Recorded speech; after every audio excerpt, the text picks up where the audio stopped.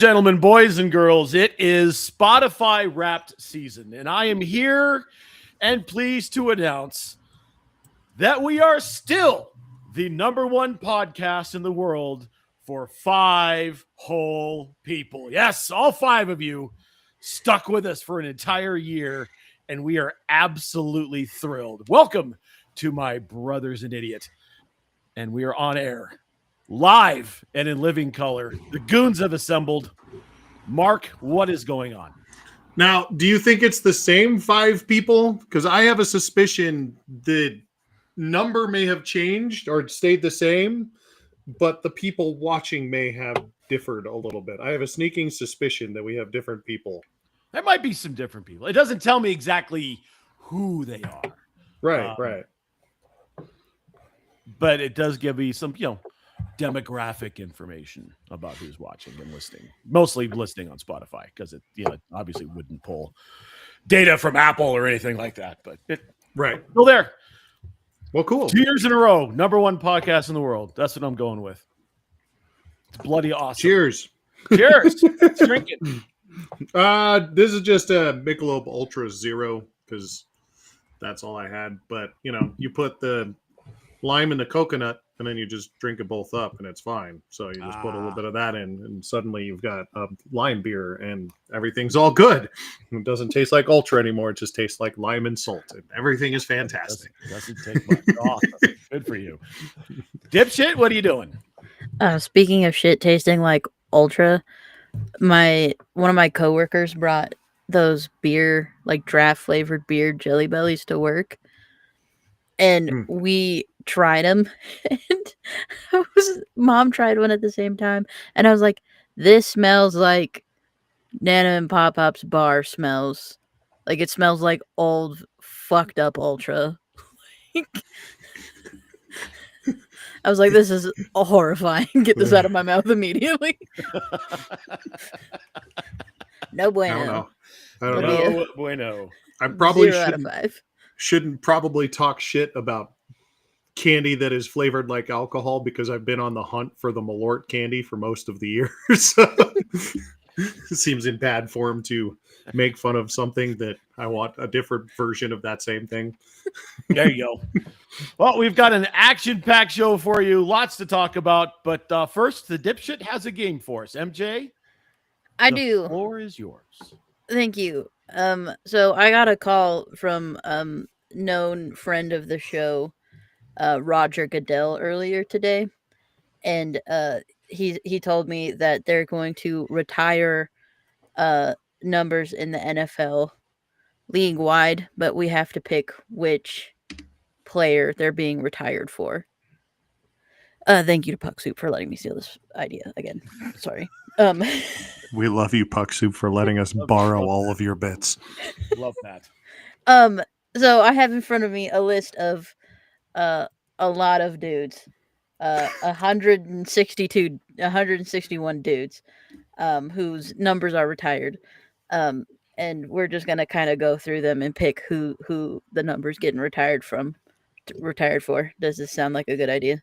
It does. Are these numbers that are actually retired and we're just guessing who they're retired by, or are we just making... No, I can tell you. But once we pick a number, once we pick what player it is retired in memory of, then it's retired league wide. Okay. So we're giving currently retired numbers that are retired for individual teams the Jackie Robinson treatment. Yes. Okay. So Gotcha. Every active player is about to start having to dip into the triple digits. Heard. Let's do it. Okay. Are Let's we ruin some prepared? careers. We are prepared. All right. So for number 1, we have Ray Flaherty, and Warren Moon. Who are we retiring it for? That's got to be Warren Moon. Yeah. 100%. Easy. One of the best quarterbacks to ever play the game in 2 countries. Squeezy. Okay, for number 3, there's no one has retired number 2. So number 2, Pat, you're good. Interesting. Pat we have- Surtain. Yeah, Pat Surtain. That's her turn. PS2. For Yes. the number 3, we have Bronco Nagurski, Tony Canadeo, Every time. and Jan Stenerud.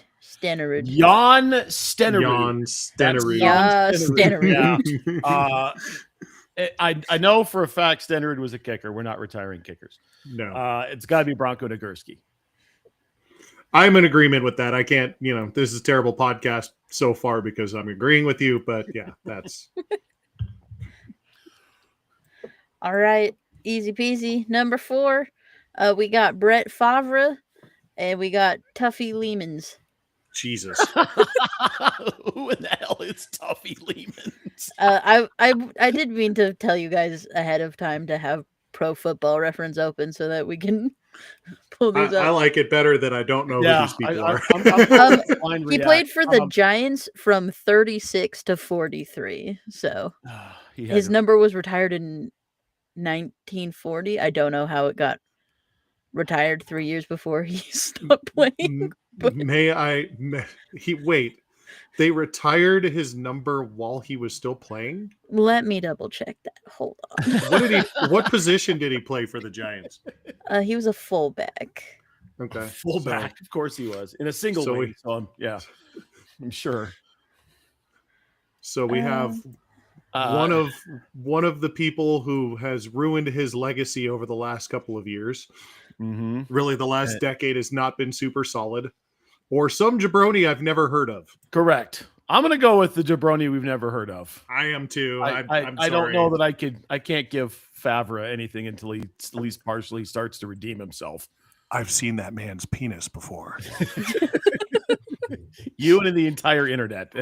That's not a brag. It's not that impressive. Does not deserve to be retired based off of girth. Just saying. Girth-based retirement. No girth-based retirement. Okay. The name of the episode. 7 minutes in. Girth-based retirement. Oh, that's a good line. That's a good one. Jesus Christ. Okay. Carry on. Okay. Next up, number 5. George McAfee or Donovan McNabb? D. McNabb.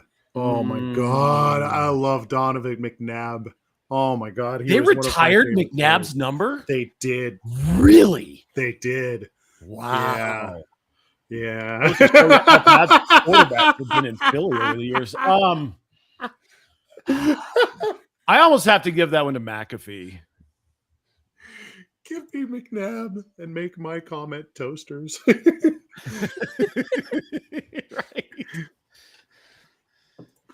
Oh God, that's hilarious. George McAfee? Yeah, give me McAfee. I can't retire McNabb's number across the entire league. I just can't do it. I sure can. I loved that man. I loved him too. He was really good. Yeah. How are we gonna Hall of very good. Okay, well we need to Hall of Okie Day. Am I gonna flip a coin to figure this out? How are we figuring out? We can only retire one of them, boys. I'll go with McAfee. Sure, why not? I will give this one away just because. Yeah, I think there's some recency bias in the fact that I watched McNabb play for 20 years. Is probably I did not watch McAfee play, so I'll defer to Matt on this one. Considering he stopped playing in 1950. Okay, number 7. Are you ready? Yes. Sure. Okay. This is going to be heinous. Yeah, George Hollis, Dutch Hollis. Clark, Bob Waterfield, Mel Hine, and some fucking jabroon named John Elway. Wow, that's the GOAT, John Elway. I mean, It's got to be John. got to be John Elway. Gotta be John. Chicago can keep Hallis. Yeah, he can just stay there. Yeah, they already put him on. The initials are on the shirt, right? GSA.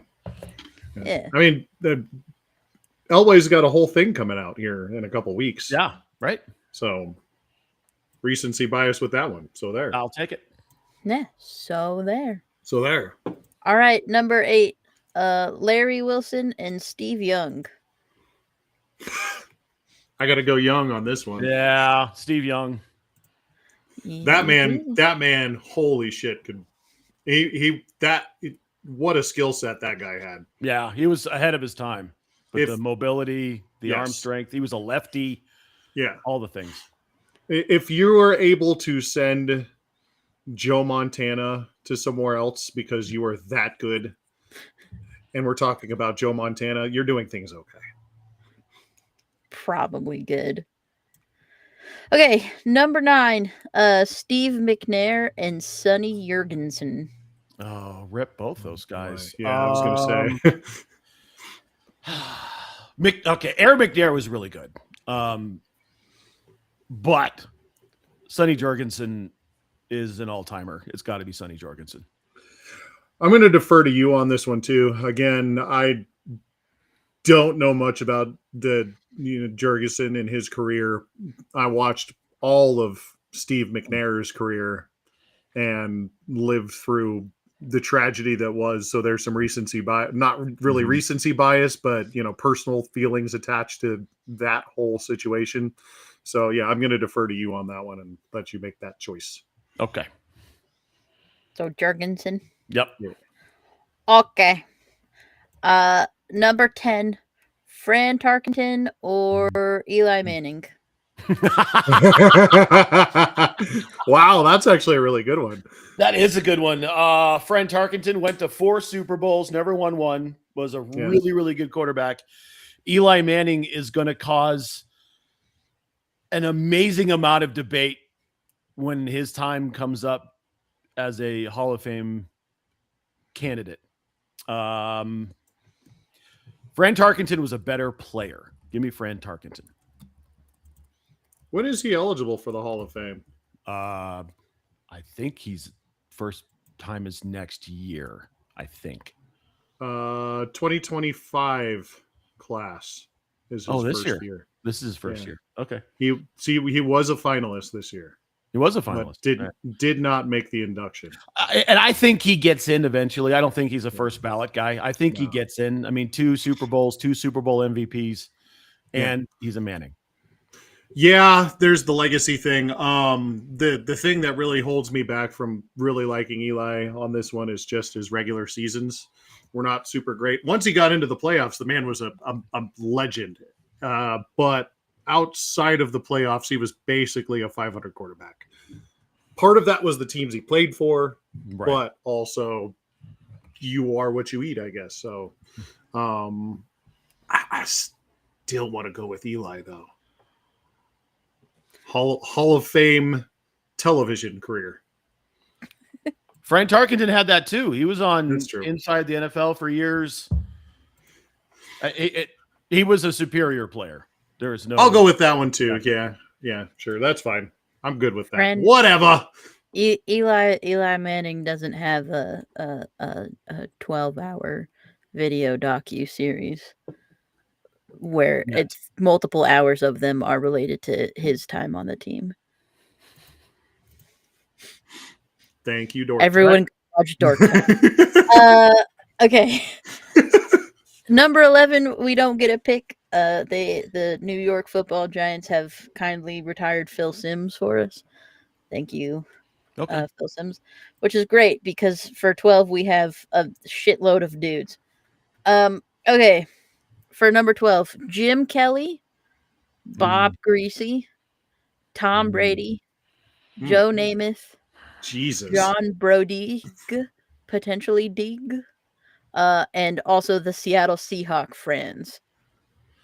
So first off, we're just gonna throw the 12s out. We're just gonna throw 12s, that fucking shit pile out. No, fuck that. We're not fans don't get base. This. No, we're not retiring a fucking fan base. Especially not the Sea Chickens. Fuck those guys. Right. They're rabid fans. They're fine. Like whatever. But we're not putting a fan base in. This is a tough one. No, this is a tough one. Really fucking tough one. Oh, give me the first 2 again. Kelly. Jim Kelly and Bob Greasy. How many Super Bowls did Bob Greasy win? This is important. 2. Let me look. I want to say 2. 2-time Super Bowl champion in 7 and 8. Jim Kelly went to 4 in a row. Yeah, I know. Tom Brady won 6. Yeah. It's got to be Tom. It's got to He's the be, GOAT. unfortunately. He's the GOAT. I know as a fan base in Colorado, and generally speaking, in the early aughts, just being alive, anybody outside of New England really doesn't like Tom Brady. I enjoyed it because I liked watching the greatest do what the greatest do. And so I got to stick with Tom Brady. He was the greatest.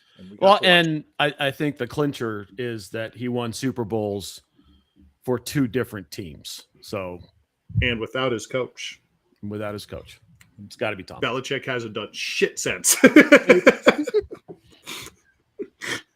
All right. Number 13, Dan Marino or Don Maynard? Dan Marino. Danny. That was fast. One of the best pure throwers of the football to ever play the game. Second year in his career, he threw for 5,000 yards, went to the Yeah. Super Bowl, and never sniffed it again. Never sniffed it again. That was so Full of best. wild. University right. of Pittsburgh. Yeah. For was number good. 14, we've got Otto Graham, Don Hudson, Dan Fouts, Ward Cuff, and Y.A. Tittle. I'm going Tittle, man. Otto Graham. I'm with you on that, but This is some serious old head territory right here. it really is. And the reason why I'm leaning with Y.A. Tittle is because I used to play Madden a lot, and you could just unretire people and unlock them and then add them to your teams. And Y.A. Tittle was a god in that Yeah, game. he was good. So He was Otto open Graham. all the time. You know what? I'll let you have it. I owe you one. You can have that one. Thanks, Y.A. buddy. Tittle it is. Plus, it's Tittle. Tittle. The man's name is Tittle. Tittle. All right. For 15, we got Bart Starr and Steve Van Buren. It's got to Bart be Starr. Bart Starr. Unfortunately, I guess not unfortunately, but Yeah. All right. For 16, Len Dawson, Frank Gifford, or Joe Montana.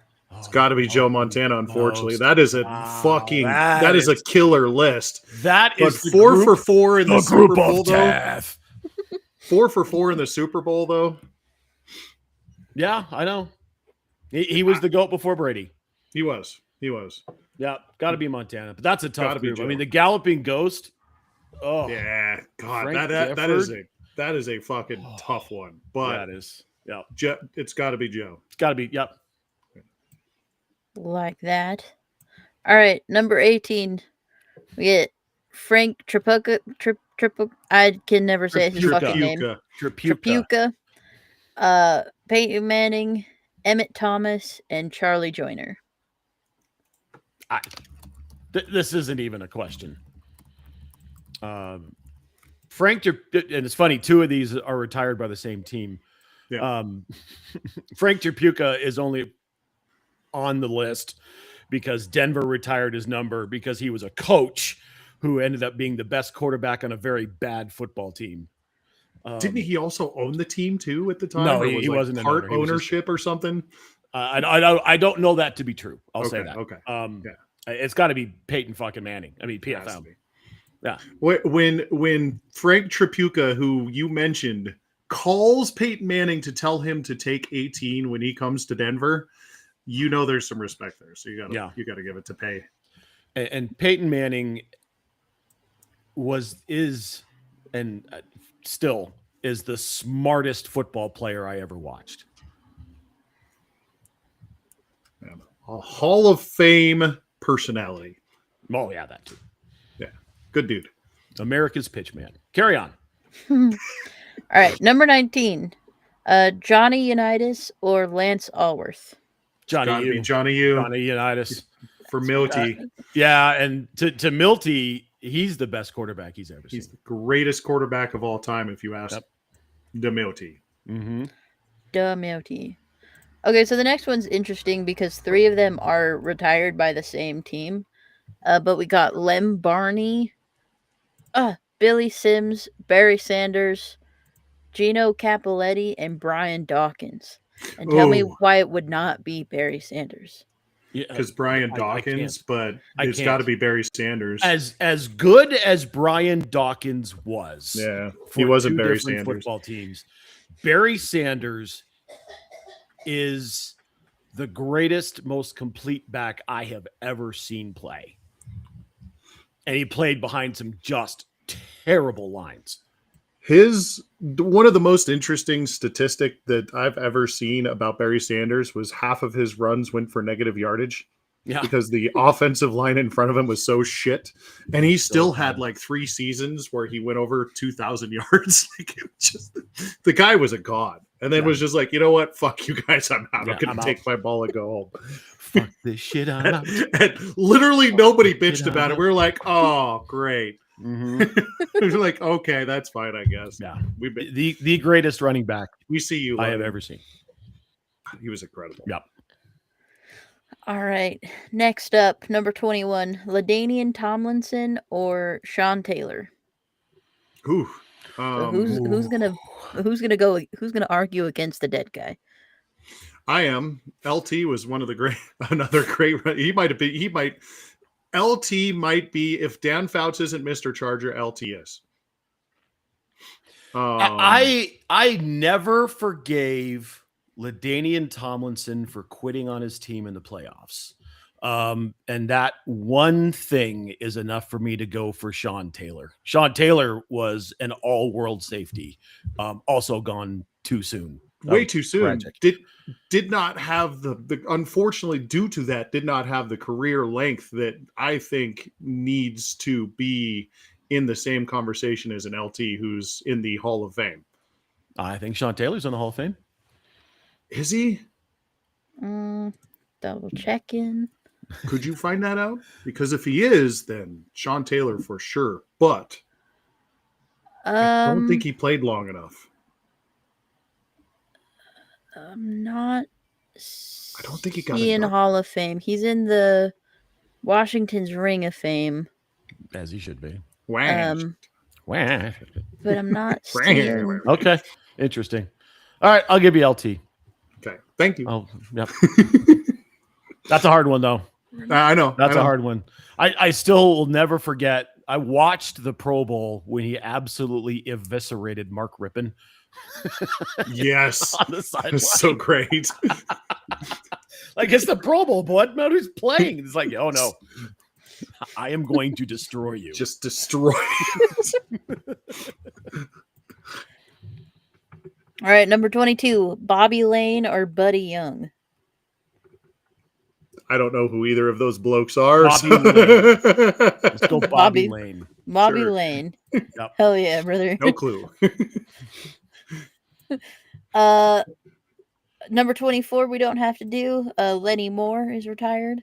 Eddie George is retired at number 27. I have to Okay. do that.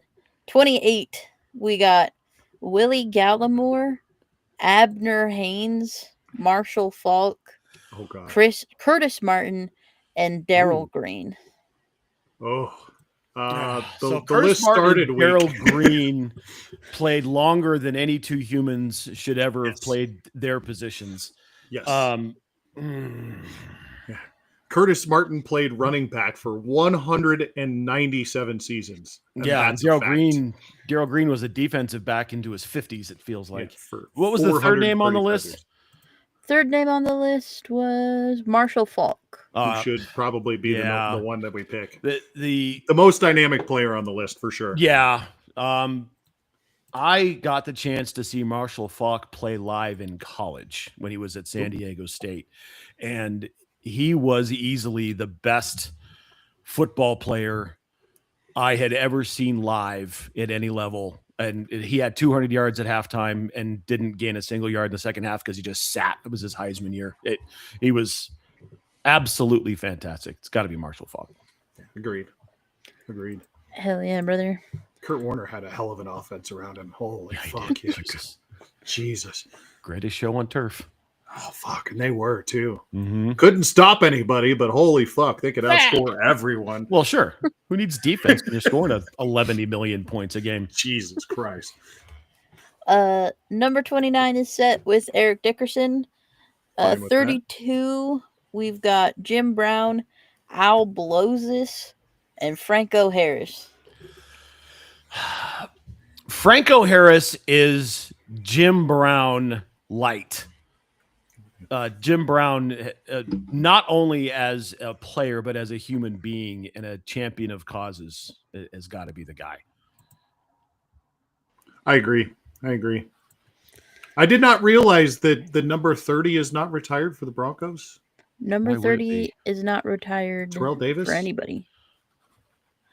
The Broncos only I have didn't realize that. I thought for some reason that Yeah, Terrell there's Davis' number there's was only 3 retired. numbers. Well, there's only 3 people. 2 numbers. Two right? numbers. Yeah. no 3 numbers for people. 7, 18, and 44. 7 and 44. And then we have some that are oh my God. out of circulation. Jesus Christ. Hold on. No. Old school. Absolutely TF not. That man can't speak it. I'll leave it alone. Yeah. I have a tough time listening to him on the radio. I love you, Philip, but oh my God. Yeah. Talk in circles less, please. I had to look this up for this bit earlier, but the we have 3 numbers out of circulation that are not retired. It's 58, 88, and what's the other one? Now I don't remember. So Vaughn, Demarius, and It's another Champ. It's 24. 24. 24. Okay. So Yeah. no one can wear 24, 58, or 88, but they're not officially retired.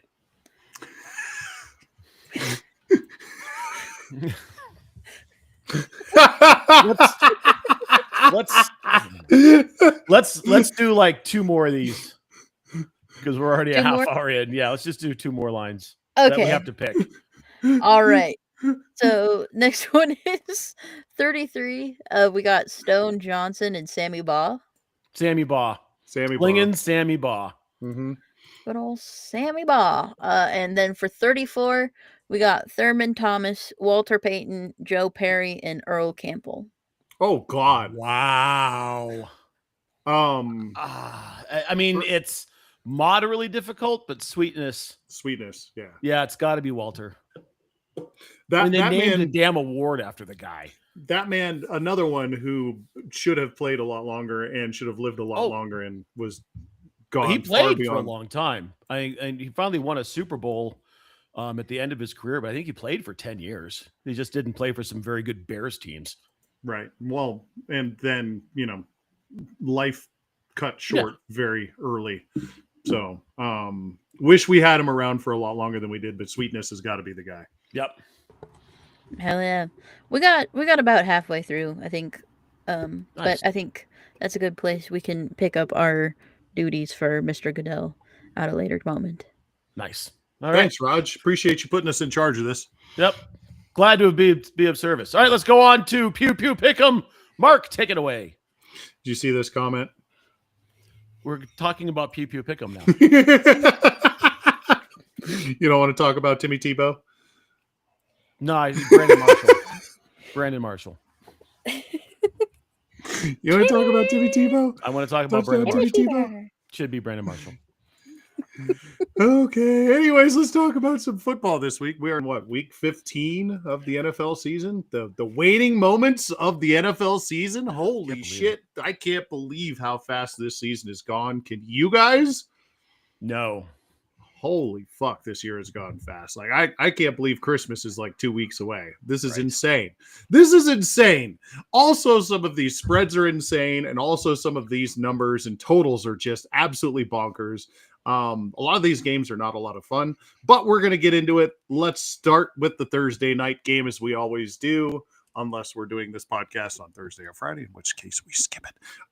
The Thursday night game this week is going to be the Atlanta Falcons versus the Tampa Bay Buccaneers. This one happens in Tampa Bay, Florida. The Buccaneers are favored at home by 4.5 points.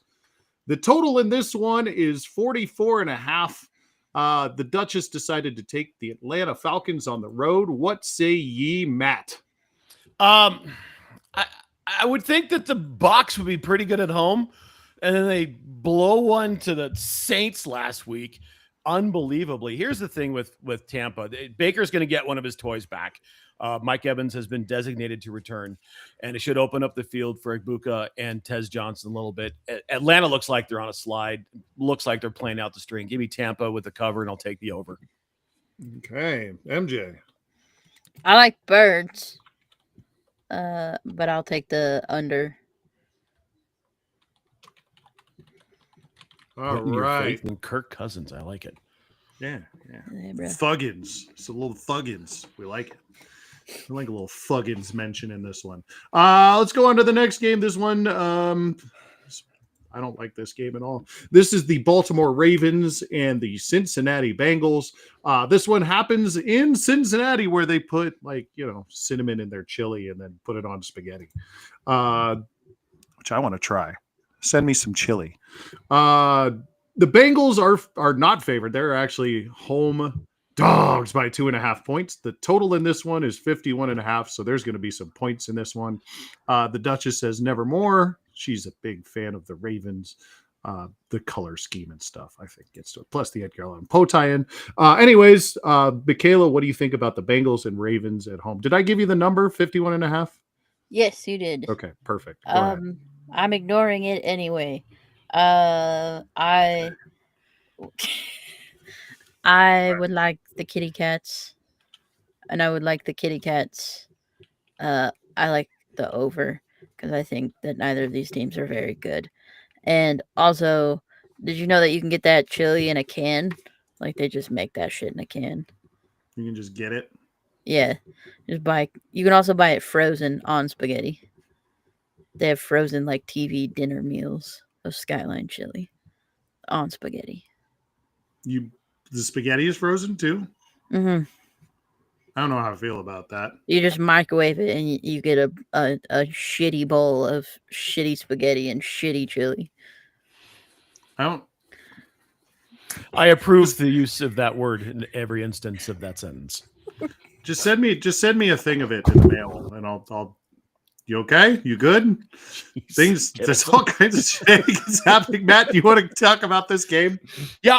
So, stat of the week: at 4-9, the Bengals are still alive in the playoff race. If you can actually believe that, only a couple of games back, they've got the league's worst scoring defense, and it's not even close. So, the only team that's given up more than 400 points this year. Baltimore's defense isn't much better. Hammer the over here. I also think that it's an average Steeler defense that Baltimore played last week, and they can only score 22 points. I don't like what I'm seeing from Baltimore right now. Give me Cincinnati and hammer the over. Home dogs, baby. All right. Well, let's talk about a game that's actually going to be fun. And this game is going to be a lot of fun. And the weather seems to be an issue because the over-under in this game has actually gone down significantly in the last couple of days. I did this on Tuesday, and the over-under on this game was actually at 52 and has gone down to 49. I think it's going to continue to slide. There must be some weather going on there, but I don't know what's going on in New England. Let's talk about the Bills and Patriots. This is a massive game for not just the two teams involved, but a lot of other things going on in the playoffs. This game features the Patriots at home, who are currently dogs at 10-2 by 1 point coming off of a bye. 49.5 is the over-under today. Matt, what do you think about the Bills and the Patriots?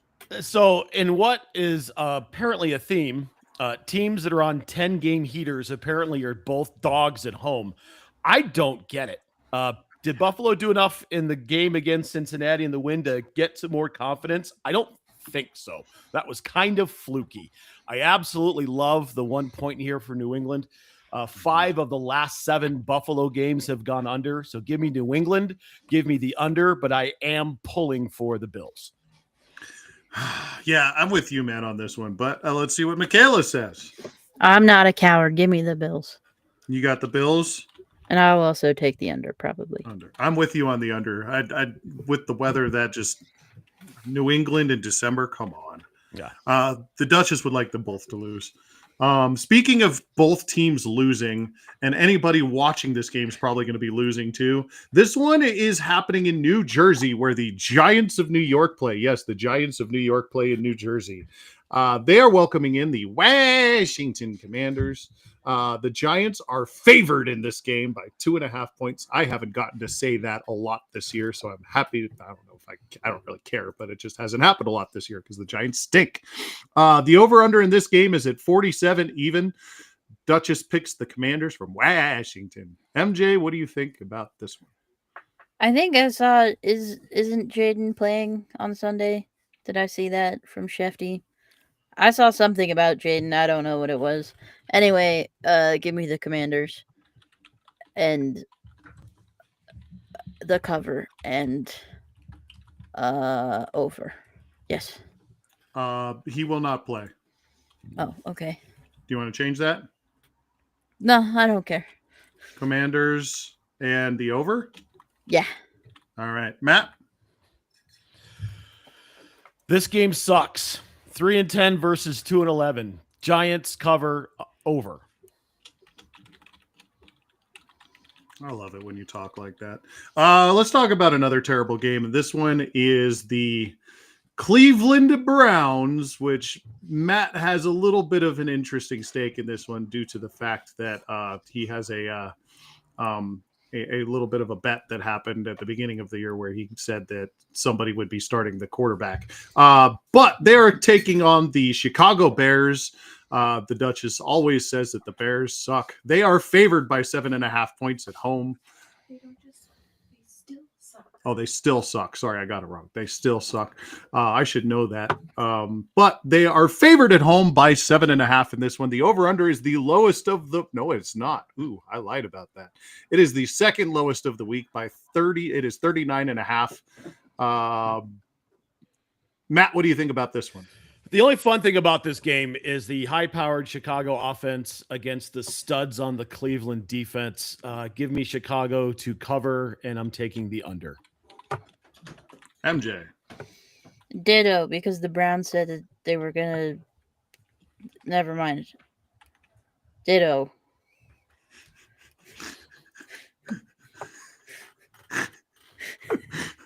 Okie dokie. Carrying on to the next game.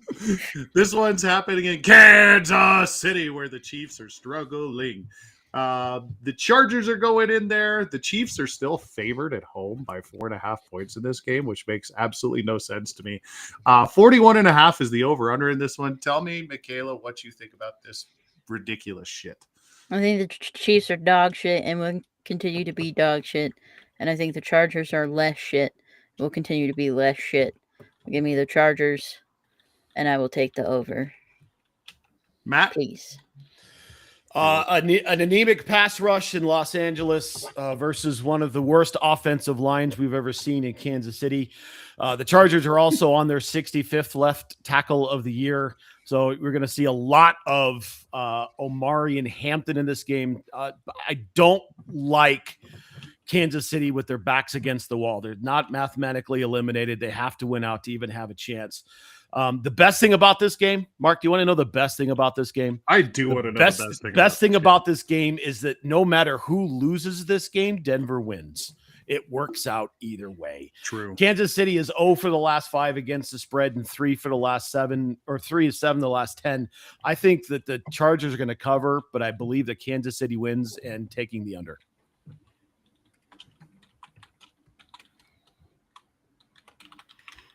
Okie dokie. Let's carry on to the first of great many double-digit spreads. This one's happening in Philadelphia, the city of brotherly love, where the Eagles are welcoming in the Las Vegas Raiders. This is the lowest spread of the week at 38 points. The Eagles are favored by 11 at home. Matt, what do you think about this one? Perfect get-right game for Philly. I can't imagine a world where they actually lose this game. Philadelphia covers, and I love the number at 38. Hammer the over. MJ.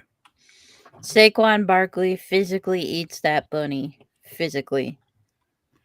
And also Kenny Pickett. I'll take the Eagles and the over. Not the Right. cover though. Okay.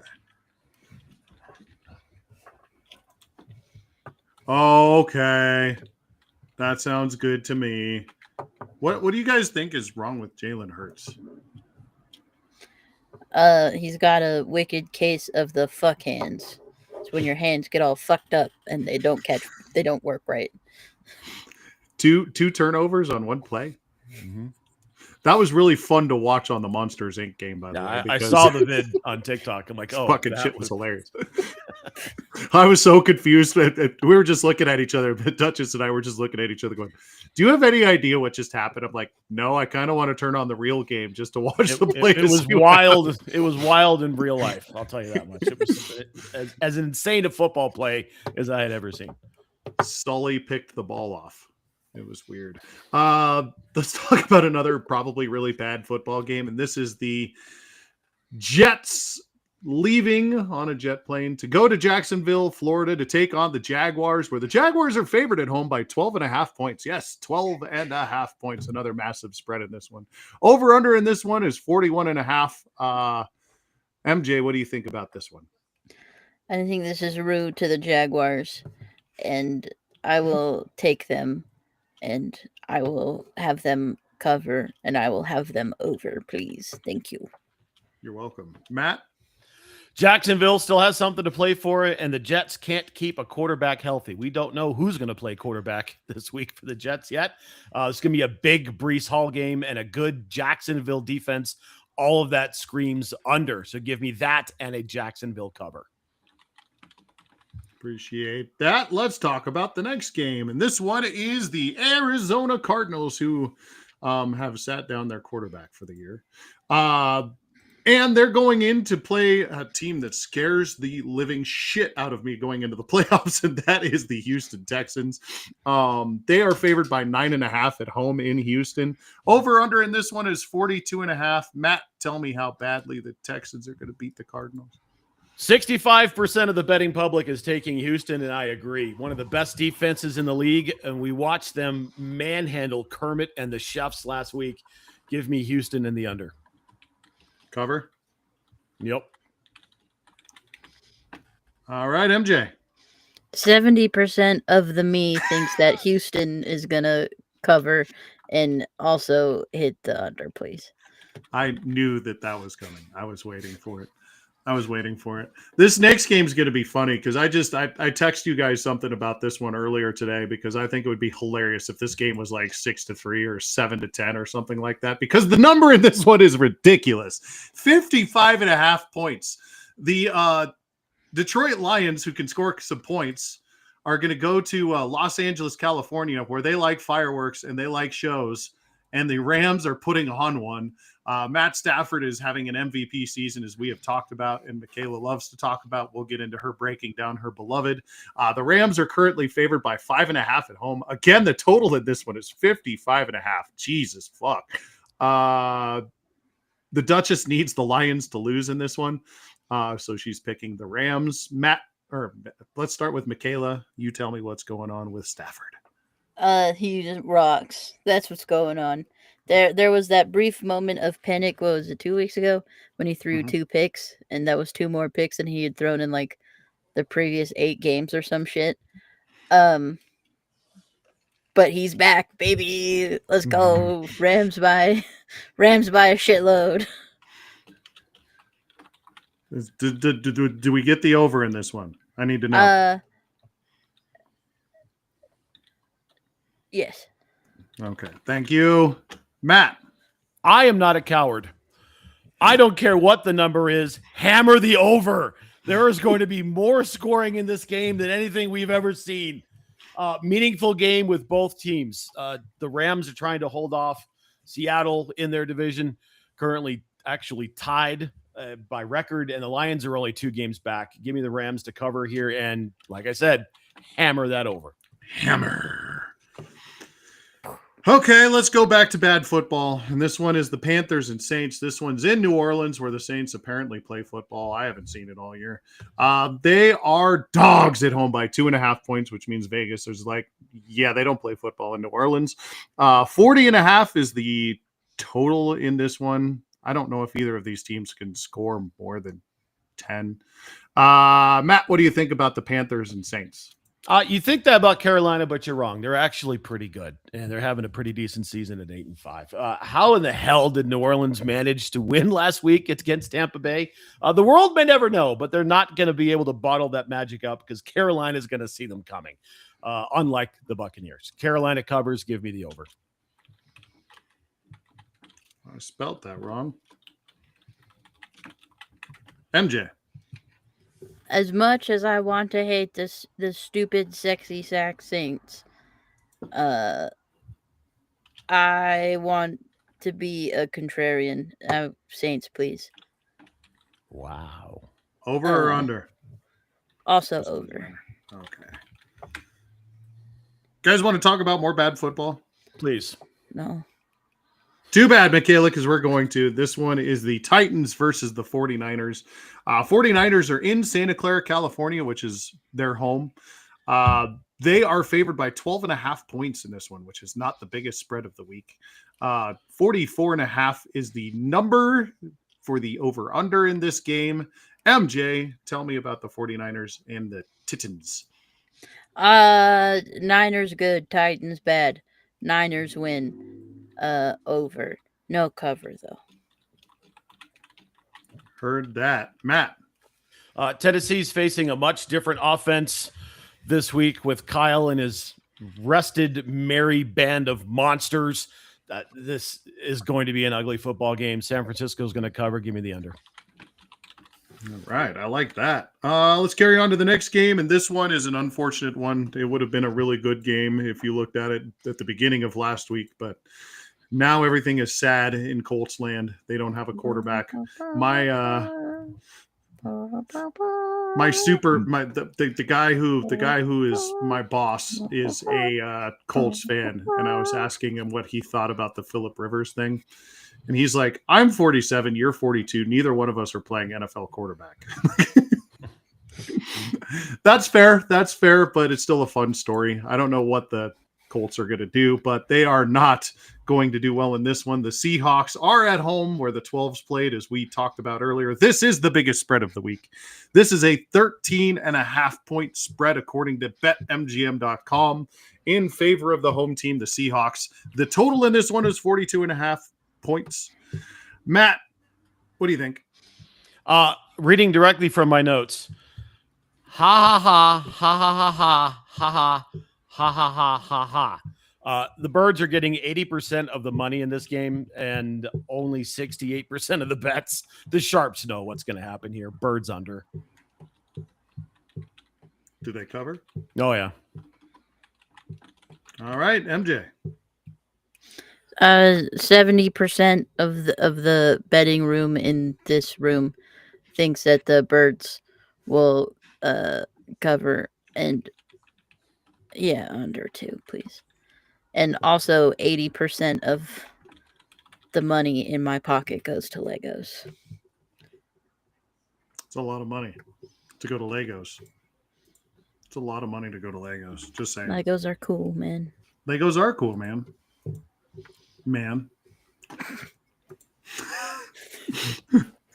Let's carry on to Dallas, Texas, where the Cowboys play occasionally, and they're welcoming in the Minnesota Vikings, who don't play as occasionally. This Cowboys are favored at home by 6 points. The total in this one is 48. MJ, what do you think about this game? I think that the Vikings are so mad about how badly they're gonna get beat that one of them throws their helmet really hard and it hits the window and it cracks and it shatters. Yeah, Cowboys. Cowboys cover under. Thank you. You're welcome. The Duchess also picks the Cowboys because she wants to tell the Vikings that they're not that good because they're a divisional opponent. Anyways, Matt, what do you think? Dallas is getting a little bit healthier on defense, and they need it. It wasn't enough to slow down Detroit last week, but they did get DeMarvion Overshown back, their stud linebacker, and there is a possibility that Trayvon Diggs returns to the field against Minnesota. That's going to cause some big problems for the Minnesota offense. Dallas is coming off a mini bye, having played on Thursday, and they get the wildly inconsistent Vikings in their own building. Give me Dallas to cover, and I'll take the over. Over. Okie dokie. This one's the Monday night game, guys. This one is the Dolphins and Steelers. This one's in Pittsburgh, where the Steelers play football occasionally. This is Michaela's favorite team, the Pittsburgh Steelers. She really, really, really likes the Steelers. Big fan of the Steelers. The Steelers are favored at home by 3.5 points. 42 is the total in this one. Matt, what do you think about the Fiends and Steelers? All you need to know about the Miami offense this week is that it's going to be less than 20 degrees at kickoff in Pittsburgh. Tua is 1-7 in cold weather games. The one was 45 degrees against the Jets last week, and the Jets are just awful. Pittsburgh knows the role that Miami is on right now is largely due to Devon Achane, so they're going to game plan for that and make Tua beat them, and I just don't see that happening. Give me Pitt to cover, and I will take the under. MJ. The titular bunny from Philadelphia is going to escape containment and run to Pittsburgh and beat the shit out of Aaron Rodgers. Give me the Dolphins and the under. All right. And it all comes down to this. As you see from my headline there, we are a house divided this week because the Denver Broncos are playing the Green Bay Packers this week. And the Duchess is a big Green Bay fan. We will be in attendance on that game. And I think that Matt will be there as well. And I think that we've got some other folks. We're going to have a good time. It sounds like we're going to have a good time. And I'm hoping for some Delulu here, but let's talk about it. The Packers are taking on the Broncos. This one's happening at Mile High Stadium, where some of us will be on Sunday. The spread is in favor of the visiting Packers. So the Broncos are a home dog, as Matt alluded to earlier. The total in this one is 43 points. I have green and yellow hearts on the spreadsheet, which means the Duchess has picked a homer pick for the Go Pack Go. I am so scared of this game, but I can't wait to watch it in person and have a great time there. MJ, Delulu me. Broncos by 100. Rah, rah, rah. Jordan Love is going to get sacked 7 times. Rah. Rah, rah, rah. Rah. Thank you, Jay Catler. We appreciate your attention and your time. Matt, take us home. Before I get into this game, Mark, I have a question for you. Yes. Who are you picking in this game? Bro, I got the Broncos in this one. Okay, good. I was going to call you a coward. I am glad not to have to do that. All right. How in the hell is Denver a dog in this game? I don't get it. I don't know. The two 10-game winning streaks in the league, they're both home dogs. Denver is 6-0 at home. They're averaging a 10-point scoring differential in those 6 games. I get it. Josh Jacobs has had some success against Denver in the past, but primarily that was wearing silver and black. Not the same guy anymore. VJ is going to have an answer for that, and look for Benito and company to put a lot of pressure on Jordan Love. That mush rush with the pressure coming up the middle is really going to cause some problems.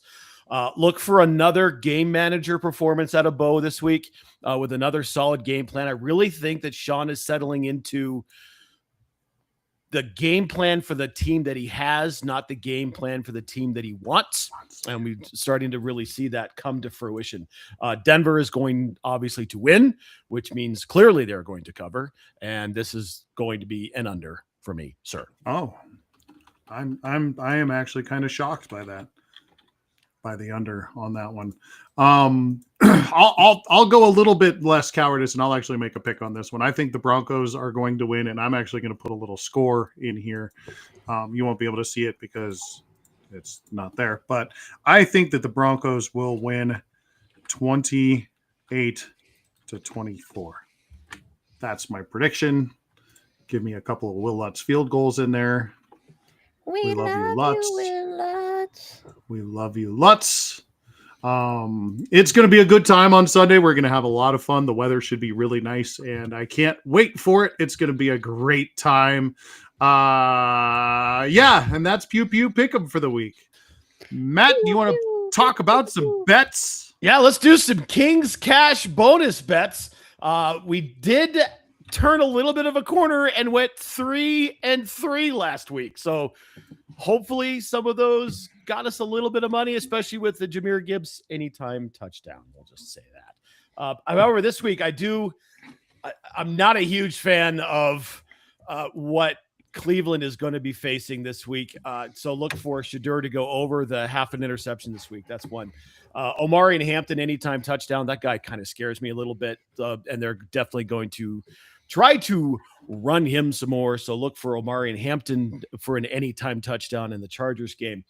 Dalton Schultz for the Houston Texans over 3.5 receptions. That's pretty much making money. I really like Devon Achane under 81.5 yards. Talked about it earlier how Pittsburgh's going to scheme to take him away and put the game on Tua's arm. Cam Ward's going to be running for his life against the San Francisco 49ers. So over 8.5 rushing yards for Cam Ward in that game. And we're going back to Cortland over 46.5 receiving yards. And that is your King's Cash bonus bets of the week.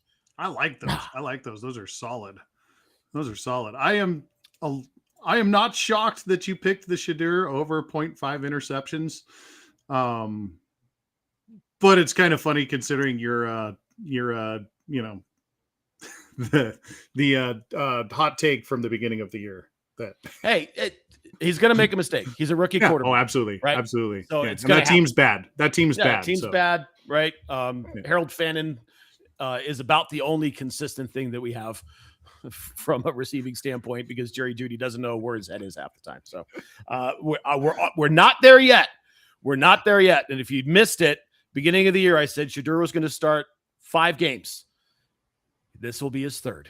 And they said he's the starter for the rest of the year. So God willing, knock on wood, stay healthy. He's going to get there. So we'll take that one. Love that. All right. Awesome. King's Cash bonus bets are in the books. Let's move on to Dipshit of the Week. Mark, take it away. So I've got a couple. I'm going to go with a shout out to Russell Wilson, who went on the internet today and saw that people were comparing the quarterback that we have talked about, who is much maligned from Philly the last few weeks, and they're comparing him to Russell Wilson, and he took that as a damn. I must be terrible. I need to get better. Did you guys see this message? Yeah. And the exact message was, man, I got to get back to balling and being me. Back to my first 10.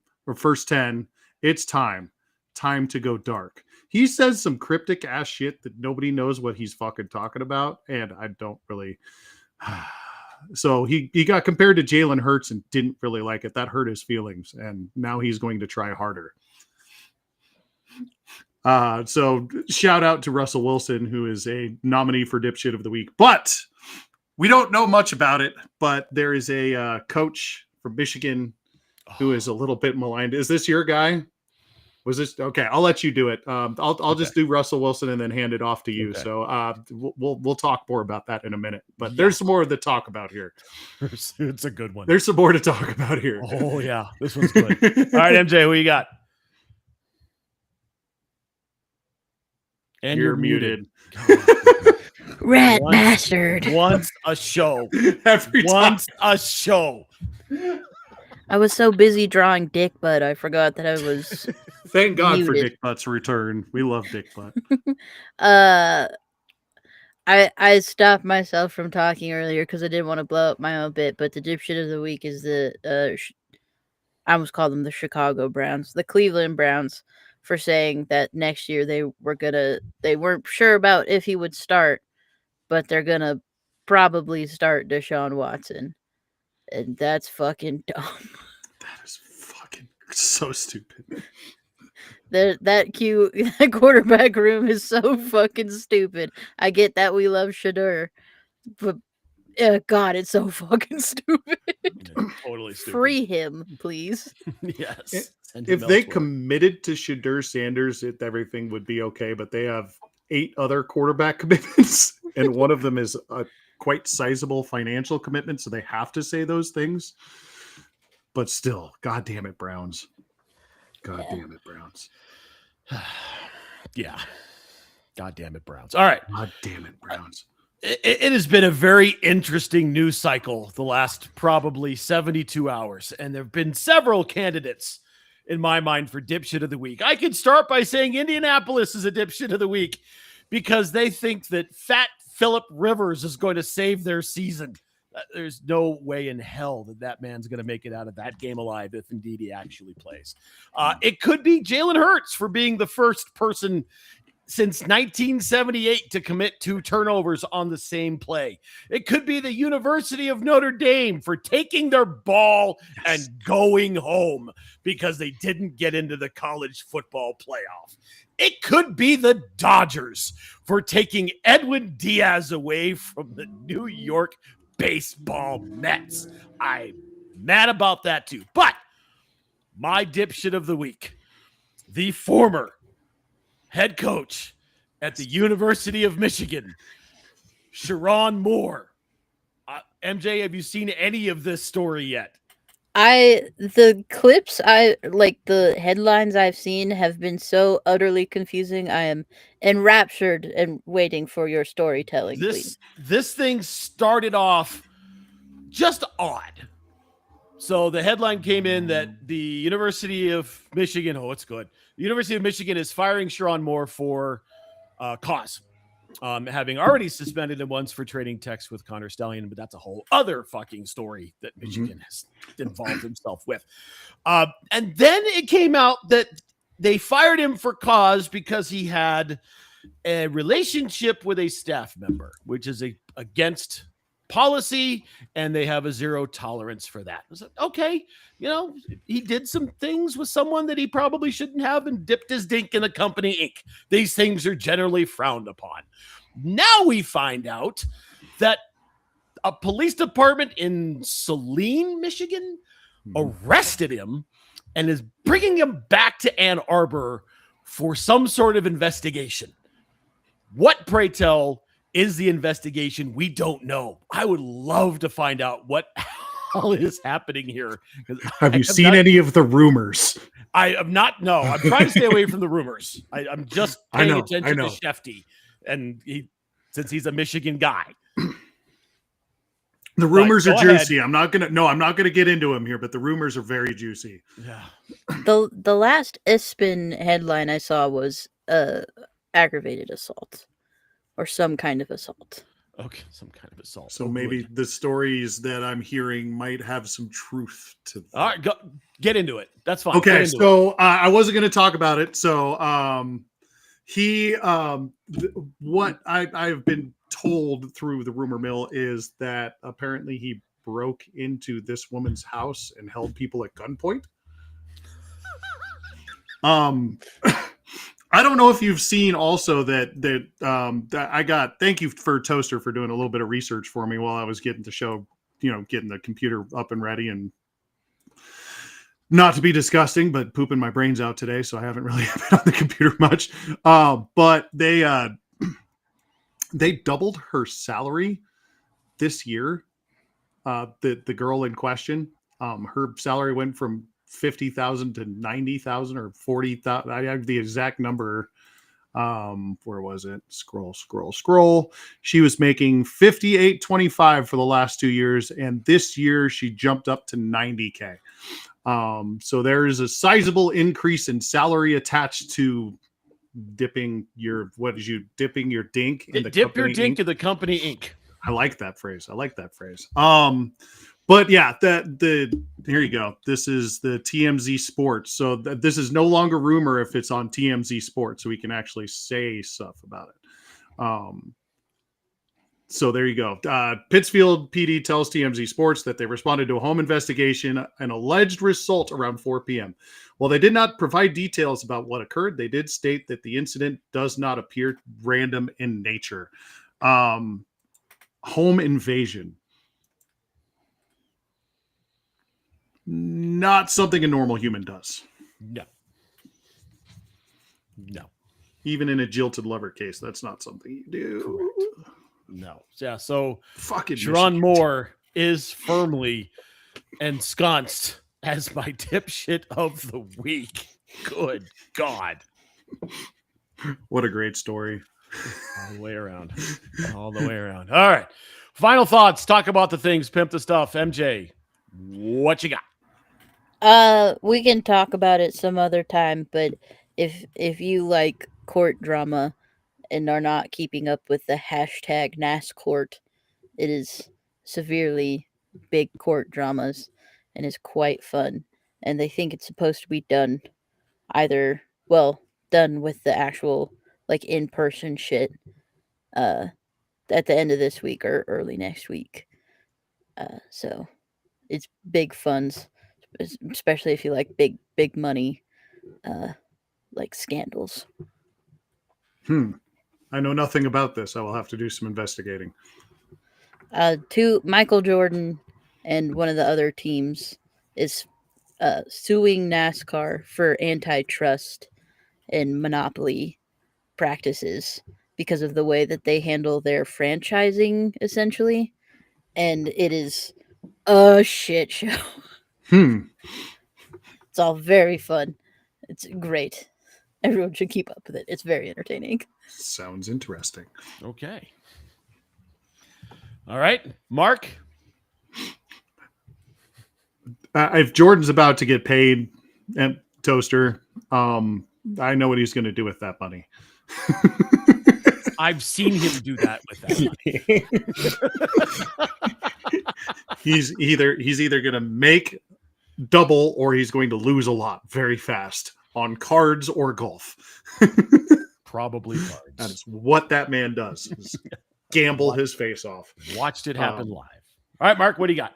Hey, just caught the Jim Carrey Christmas Carol movie that came out a couple of years ago. Have you guys seen that one yet? No. He plays like 7 different characters, including all of the ghosts. Pretty solid version of the Christmas Carol. You guys know I'm a big fan of the Charles Dickens story. I really like the way it was portrayed. There was one little goofy bit that his Ghost of Christmas Past I'm not a big fan of, because it was just, they did it pretty close to the way the story is told, and they actually cut almost zero out of the original Charles Dickens story. It's one of the few stories where they actually talk about Scrooge's like childhood, which Charles Dickens gets into, but almost no film version gets into, is like his actual like mother and father and like his sister. And almost nobody else covers that because it's just kind of a confusing bit. So they just cut it out of there. But his Ghost of Christmas Past was kind of fucky wucky, but the rest of the movie was actually pretty good. So if you haven't seen that one yet, it's pretty solid. Check it out. We're fully entrenched in Christmas movie season. So, I will tell you though, however, as much as I love Christmas time and I love the lights, I love the music, I love the food, the atmosphere, everybody's in a great mood, you know, everyone's bundling up and dressing warm. I hate having to listen to the music that I don't like listening to during the holiday season. And yesterday I heard 9, 1, 2, 3, 4, 5, 6, all the way to 9 different versions of The Little Drummer Boy yesterday. And I might just perump upon my brains out soon. But other than that, things are good. I love Christmas time. You guys know I love it. And looking forward to seeing everybody coming up in the next couple weeks. So, yeah. Awesome. Good times. Good times. Good times. Remind me not to send you any TikToks. Yeah, The drummer boy. you know,